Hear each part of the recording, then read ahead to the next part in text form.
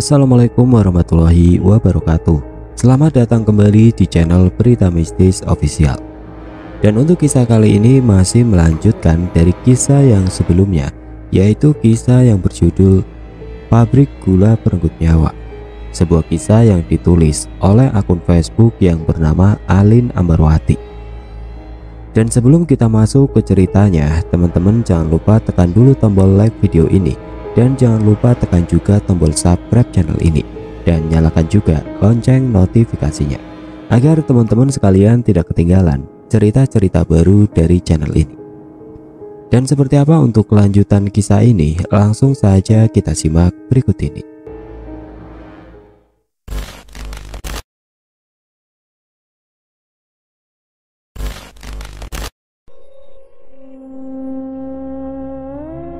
Tubuh Tono tergeletak tidak berdaya di samping mesin giling di ruang penggilingan.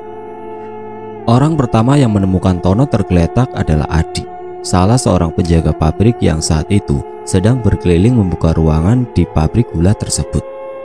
Adi sangat kaget ketika pertama kali melihat Tono tidak berdaya. Namun pandangannya dialihkan dengan adanya cahaya berkilau yang melekat di leher Tono. Itu seperti sebuah kalung, pikir Adi saat itu. Adi pun berusaha membangunkan Tono, namun tidak kunjung berhasil. Ia kemudian meminta penjaga lain untuk membantunya membawa Tono pergi ke klinik yang ada di pabrik. Dengan susah payah, Tono pun berhasil dipindahkan ke klinik pabrik. Namun saat itu dokter jaga belum datang di ruangannya. Adi pun berinisiatif untuk menelponnya. "Selamat pagi dokter, izin melaporkan. Saya baru saja mendapati Pak Tono tergeletak di atas tanah, persis di samping mesin giling. Sepertinya ia sudah pingsan dalam waktu yang lama. Bisakah dokter datang ke klinik segera?" ucap Adi melalui sambungan telepon. "Baik, saya akan segera datang ke klinik untuk memeriksa kondisi Pak Tono saat ini. Tolong kalian tetap berjaga di sana," ucap dokter. Dokter pun kemudian bergegas untuk berangkat ke pabrik gula. Sesampainya di sana, ia langsung berlari menuju klinik. Betapa kagetnya sang dokter ketika mendapati banyak luka lebam di tubuh Tono.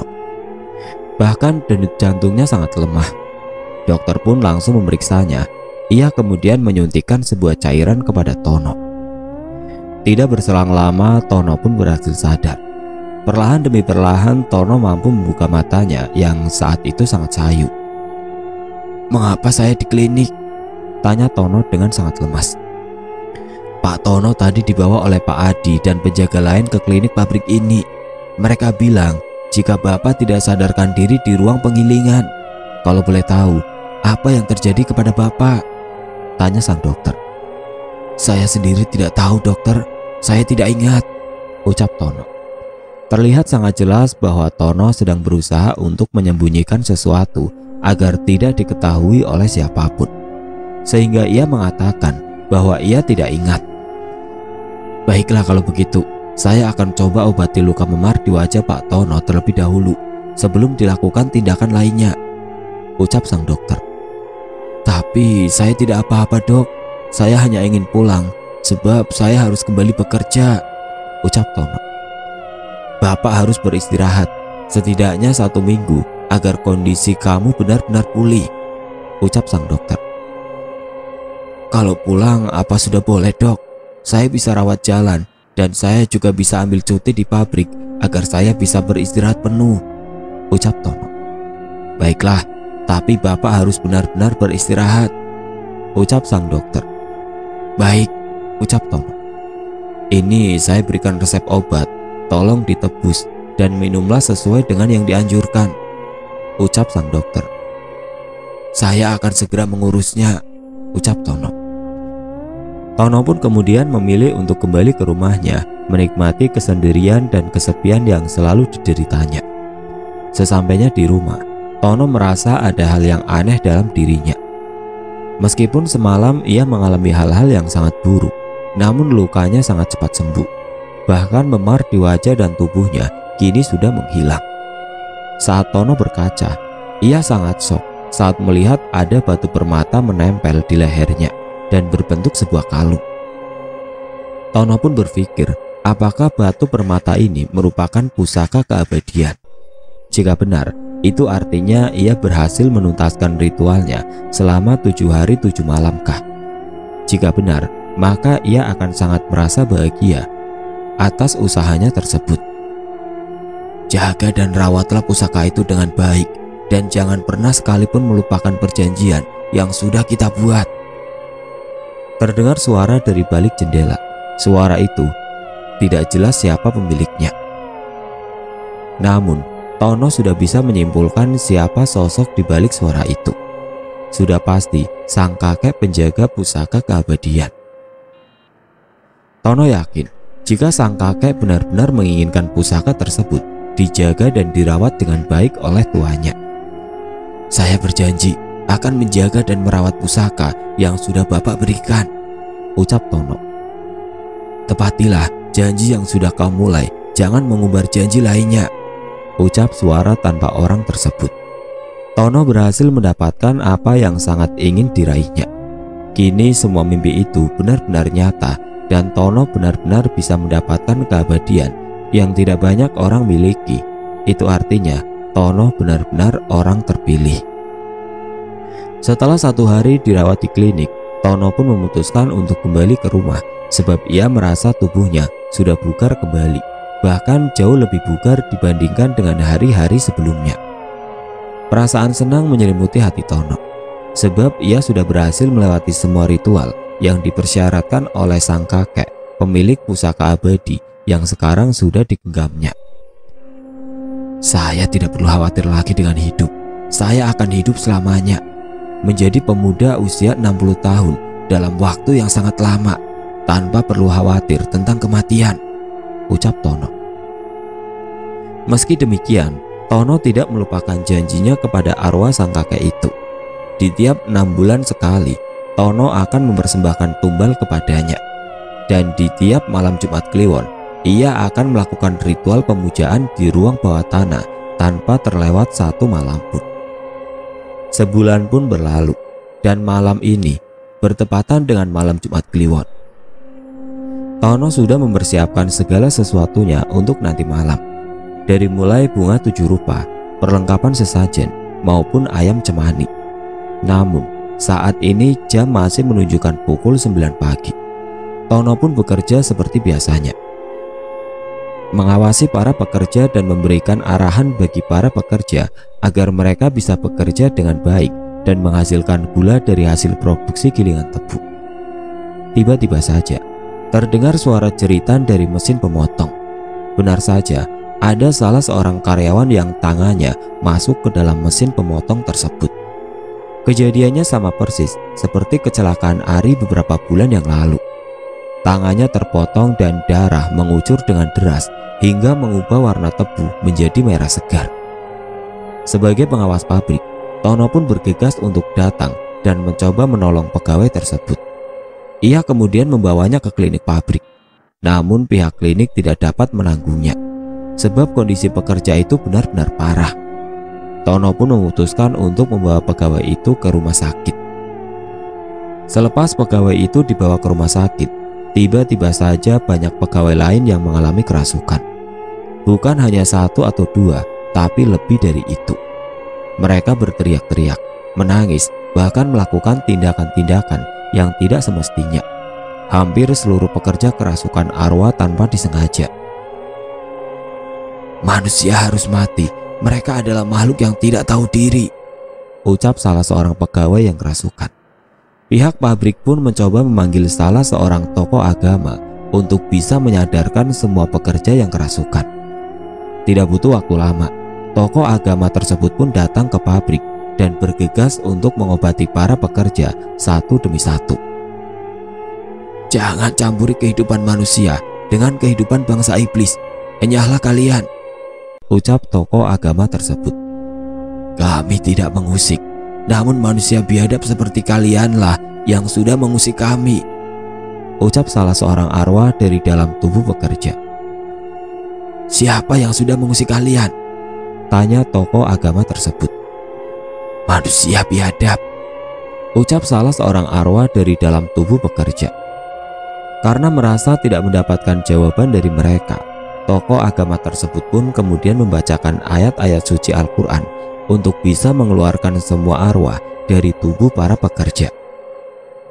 Tokoh agama itu juga mengajar para pekerja yang tidak kerasukan untuk ikut membaca ayat-ayat suci Al-Quran semampunya. Butuh waktu cukup lama untuk bisa menyadarkan semua para pekerja, sebab ini merupakan kali pertama ada kejadian kerasukan massal di pabrik gula. Biasanya semisal ada pun paling hanya satu orang yang kerasukan. Itu pun karena ia diam dan memiliki pikiran yang kosong. Namun kejadian ini benar-benar berbeda, bahkan di luar nalar manusia. Setelah tokoh agama tersebut membacakan ayat suci Al-Quran terus-menerus, akhirnya satu persatu arwah yang merasuki tubuh para pekerja pun keluar dengan sendirinya. Namun setelahnya semua pekerja merasakan rasa sakit dari tubuhnya. Bahkan ada juga yang sampai pingsan hingga harus dibawa ke klinik. Saat itu Tono sedang membawa pekerja yang mengalami kecelakaan kerja ke rumah sakit, sehingga ia tidak mengetahui kejadian kerasukan massal di pabrik. Akhirnya karena kondisi pabrik sudah tidak kondusif, para atasan pun memutuskan untuk memulangkan para pekerja lebih awal agar tidak ada lagi kejadian serupa yang menghampiri para pekerja. Bukan hanya itu, para atasan pun memberikan libur 1 hari kepada seluruh pekerja agar kondisi pabrik bisa kembali baik.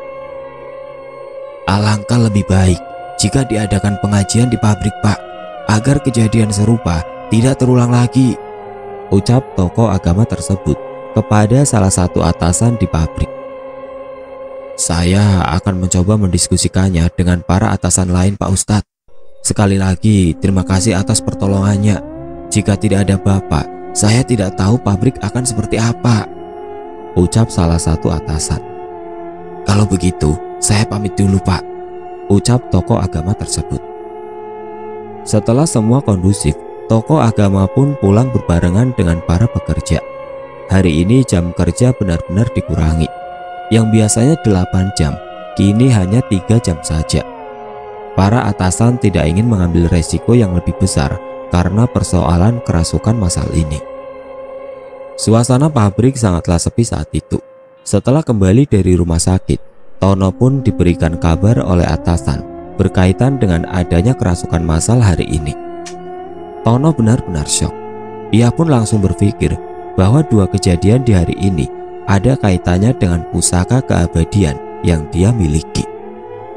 Namun ia sudah bertekad untuk tidak memperdulikan orang lain, melainkan hanya peduli dengan hidupnya sendiri. Saya sudah melangkah maju, itu artinya tidak ada kata mundur, ucap Tono. Tono pun berusaha untuk tenang agar para atasan yang menghubunginya tidak menaruh curiga terhadap dirinya. Malam ini Tono harus tetap melakukan ritual malam Jumat yang sudah ia janjikan kepada para arwah penghuni ruang bawah tanah sebagai bayaran atas diterimanya pusaka keabadian yang saat ini ia gunakan sebagai kalung. Tono pun datang ke pabrik. Namun ternyata ada 2 penjaga yang masih siaga di depan gerbang pabrik. Tono pun mencoba meminta izin kepada mereka agar mereka mau membukakan gerbang untuk dirinya. Pak, saya ada keperluan sebentar. Saya harus masuk ke dalam pabrik, ucap Tono. Mohon maaf Pak Tono, lingkungan pabrik sedang ditutup untuk 1 hari ke depan akibat kejadian kecelakaan kerja dan adanya kerasukan massal pagi tadi, Pak. Jadi saya diperintahkan oleh atasan untuk tidak membukakan pabrik sampai 1 hari ke depan. Terlebih lagi, lusa akan diadakan pengajian akbar di pabrik untuk bisa mengembalikan suasana pabrik seperti semula tanpa ada kecelakaan kerja ataupun kerasukan massal, Pak, ucap salah seorang penjaga. Mengapa saya tidak diberitahukan tentang pengajian akbar tersebut? Tanya Tono. Pengumuman tersebut diumumkan saat Bapak masih mengantarkan pekerja ke rumah sakit pagi tadi, Pak, ucap salah seorang penjaga. Tono pun berusaha mencari cara untuk tetap bisa masuk ke dalam pabrik untuk sekedar meletakkan sesaji yang sudah disiapkannya ke ruang bawah tanah, dan akan meminta izin kepada mereka, para penghuni ruang bawah tanah, untuk melakukan persemedian di belakang pabrik. Kalau begitu, izinkan saya masuk hanya sebentar. Saya ingin meletakkan barang yang saya bawa ini ke ruangan saya, Pak, ucap Tono. Karena kami menghormati Bapak, maka saya perkenankan Bapak untuk masuk. Tapi hanya 10 menit saja ya, Pak, ucap salah seorang pegawai. Saya janji tidak akan lebih dari 10 menit, ucap Tono.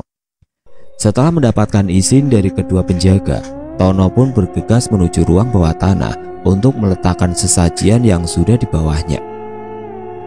Lalu memotong 1 ekor ayam dan meminum darahnya. Karena malam itu Tono tidak bisa bersemedi di ruang bawah tanah tersebut, maka Tono menggantinya dengan tetesan darah miliknya agar para arwah tetap tahu kedatangan Tono ke ruangan itu. Setelah semua selesai dipersiapkan, Tono pun bergegas untuk keluar dari pabrik. Tono menepati janjinya untuk berada di pabrik tidak lebih dari 10 menit. Tono pun keluar dengan perasaan lega karena ia telah menuntaskan tugasnya. Namun, ia harus tetap bersemedi di belakang pabrik gula. Tono benar-benar menjadi manusia yang sangat setia kepada para arwah tersebut, terutama kepada arwah sang kakek yang sudah menitipkan pusaka keabadian kepadanya. Saat Tono sedang bersemedi, tiba-tiba saja ada 2 orang yang nampak seperti perampok datang menghampiri Tono. Mereka mengucapkan kata-kata kasar kepada Tono dan berniat merampas barang-barang yang dimiliki oleh Tono. Lelaki tua, sedang apa kamu di sini? Melakukan pesugihan, ucap mereka sembari tertawa. Ada tujuan apa kalian menghampiri saya? Tanya Tono. Tentu maksud kami baik. Kami ingin menjagamu dari dinginnya malam, ucap salah seorang perampok tersebut. Saya tidak punya apa-apa, tolong jangan ganggu saya, ucap Tono. Tanpa basa-basi, kedua perampok itu pun kemudian melakukan aksinya dengan menggeledah pakaian Tono dan tas yang dimilikinya. Mereka menemukan sejumlah uang dan kemudian mengambilnya. Namun, saat sedang menggeledah pakaian Tono, perhatian mereka terpusat pada kilauan kalung yang dipakai oleh Tono. Mereka pun berusaha untuk merebutnya. Tono pun langsung sadar bahwa kalung pusaka keabadian akan dirampas oleh mereka. Tono pun berusaha melawan, namun mereka membawa pisau yang sangat tajam. Mereka kemudian melayangkan mata pisau itu ke arah Tono, namun semua tunjukannya tidak berarti apapun di tubuh Tono. Tubuh Tono benar-benar kebal. Kedua perampok tersebut pun akhirnya sadar bahwa Tono bukanlah manusia biasa. Ia memiliki kekuatan yang tidak dimiliki oleh kebanyakan orang. Kedua perampok itu pun ketakutan dan langsung meninggalkan Tono. Tono sendiri pun merasa kaget dengan kekuatan kebal yang ia miliki. Ini pasti ada hubungannya dengan pusaka keabadian yang ia miliki. Nyatanya bukan hanya hidup abadi saja, namun ia juga menjadi kebal terhadap sesuatu. Tono benar-benar senang akan semua hal yang ada di dalam dirinya saat ini. Persemedian yang dilakukan oleh Tono pun usai malam ini. Ia pun kemudian bergegas untuk kembali ke rumahnya. Namun, ada satu hal yang membuat Tono menjadi khawatir, yaitu pengadaan pengajian akbar yang akan diselenggarakan esok lusa. Tono khawatir jika ada sesuatu hal buruk yang akan menghampirinya. Terlebih lagi, ia sadar bahwa ia sudah bersekutu dengan makhluk dari dunia lain. Selain itu, kecelakaan kerja ataupun kerasukan massal yang terjadi pun ada kaitannya dengan dirinya. Namun, Tono berusaha untuk menenangkan dirinya agar ia tidak terus-menerus berpikiran buruk. Hari pengajian akbar pun tiba. Hari itu Tono agak sedikit ragu untuk berangkat ke pabrik. Namun jika ia tidak datang, takut ada yang mencurigainya. Alhasil tidak ada pilihan lain selain tetap berangkat ke pabrik dan mengikuti pengajian akbar yang diselenggarakan oleh pihak pabrik. Pengajian pun dimulai. Semua karyawan maupun atasan sangat khusyuk dalam berdoa. Semakin khusyuk mereka berdoa, semakin gelisah juga perasaan Tono. Para karyawan pun sadar akan kegelisahan Tono. Pak Tono, kenapa? Bapak sakit? Tanya salah seorang karyawan. Tidak kok, saya baik-baik saja, jawab Tono dengan lemas. Tapi wajah Bapak benar-benar pucat. Apa mau saya antarkan ke klinik, Pak? Tanya salah seorang karyawan. Tidak, saya tidak apa-apa. Kamu lanjutkan saja mengajinya, ucap Tono. Setelah Tono mengatakan demikian, tiba-tiba saja ada salah satu arwah yang masuk ke tubuh Tono. Ia pun kerasukan. Tokoh agama yang bertugas memimpin doa pun kaget karena kejadian kerasukan ini sangatlah tiba-tiba. Tono pun kemudian dibawa ke klinik oleh beberapa karyawan dan diikuti oleh tokoh agama tersebut yang bermaksud untuk menolong Tono. Wajah Tono sangatlah marah. Sangat nampak raut kemarahan dari diri Tono. Hentikan semua ini atau kalian akan mati, ucap arwah yang merasuki tubuh Tono. Tokoh agama tersebut pun kemudian membacakan Tono beberapa ayat Al-Quran dengan dibantu beberapa karyawan yang tadi membawa Tono ke klinik. Pabrik ini akan mati, ucap arwah yang merasuki tubuh Tono. Anda siapa? Tanya tokoh agama tersebut. Saya penghuni pabrik ini dan dia adalah pengikut saya. Jika kalian tidak berhenti sekarang, maka pabrik ini akan benar-benar mati, ucap arwah yang merasuki tubuh Tono. Dia yang dimaksud oleh sang arwah adalah Tono. Tokoh agama tersebut pun mulai menyadari bahwa ada sesuatu yang janggal dalam diri Tono. Apa bapak ini benar-benar pengikutmu? Tanya tokoh agama. Benar, dia sudah menjadi bagian dari kami, ucap arwah yang merasuki tubuh Tono. Tokoh agama tersebut pun tidak begitu mengindahkan ucapan arwah yang merasuki tubuh Tono tersebut. Ia terus-menerus membacakan ayat-ayat suci Al-Quran. Arwah yang merasuki tubuh Tono pun merasakan panas yang sangat hebat.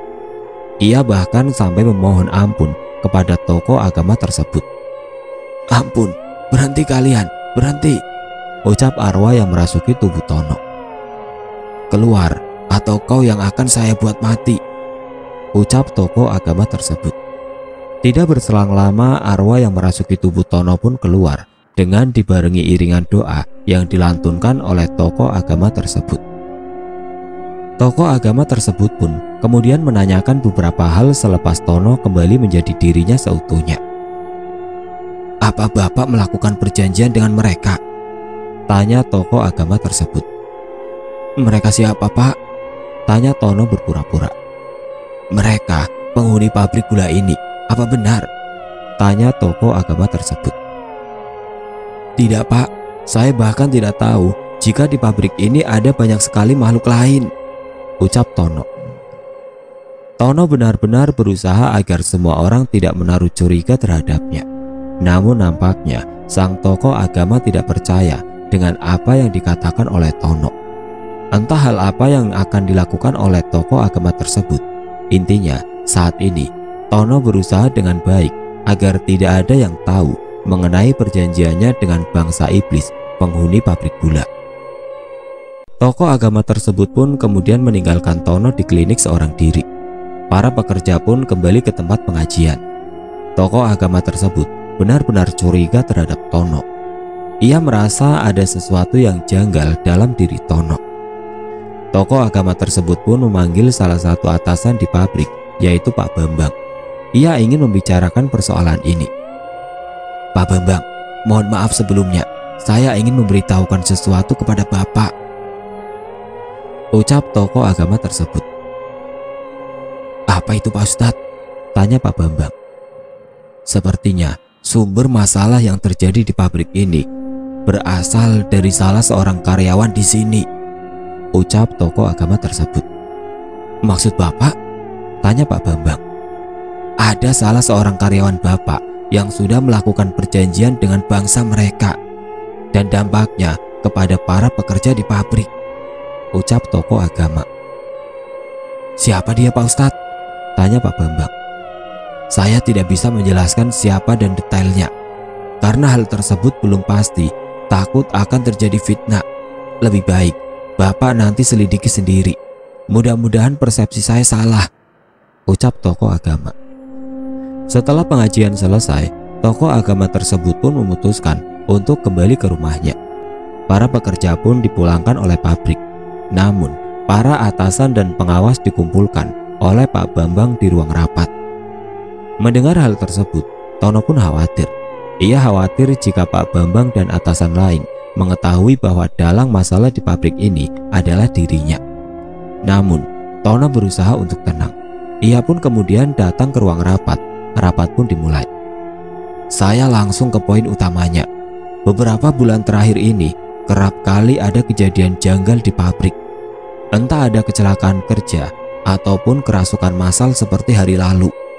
Dan saya baru dikasih tahu oleh Pak Ustadz bahwa ada salah seorang pegawai yang melakukan perjanjian dengan bangsa jin hingga berdampak terjadinya persoalan di pabrik.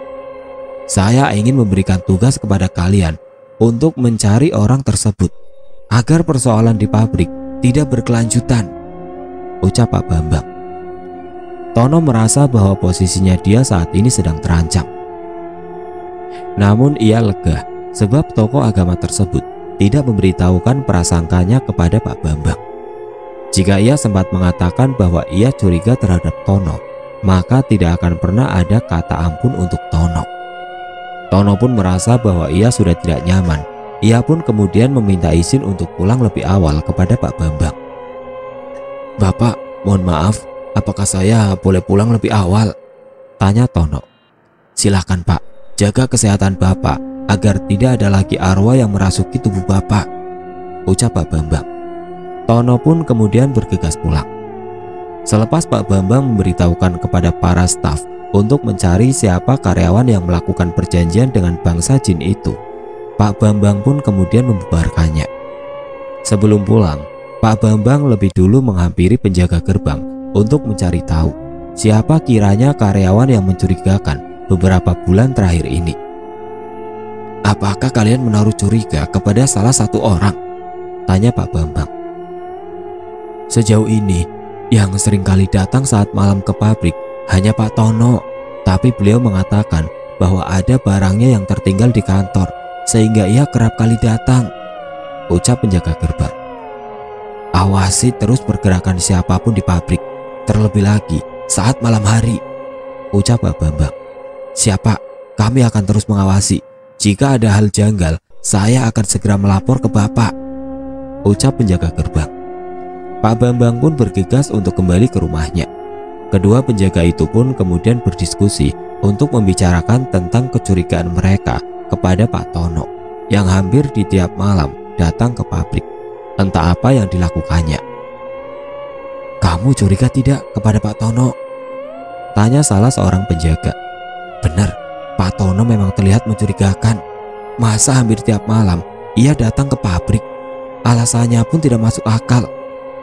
Kamu ingat tidak kemarin malam ia datang dan memaksa masuk padahal sudah dicegah, ucap penjaga gerbang lainnya. Benar sekali, atau jangan-jangan ia datang untuk menaruh sesajen, ucap salah seorang penjaga. Wah, benar juga. Kalau begitu, kita harus mencari tahu sesajen yang dibawa oleh Pak Tono. Pasti ada di salah satu ruangan yang ada di pabrik, ucap penjaga gerbang lainnya. Benar, ayo cari, ucap salah seorang penjaga. Mereka berdua pun kemudian berkeliling ke seluruh ruangan yang ada di pabrik gula ini. Meskipun dengan perasaan was-was, namun mereka berusaha untuk tetap tenang.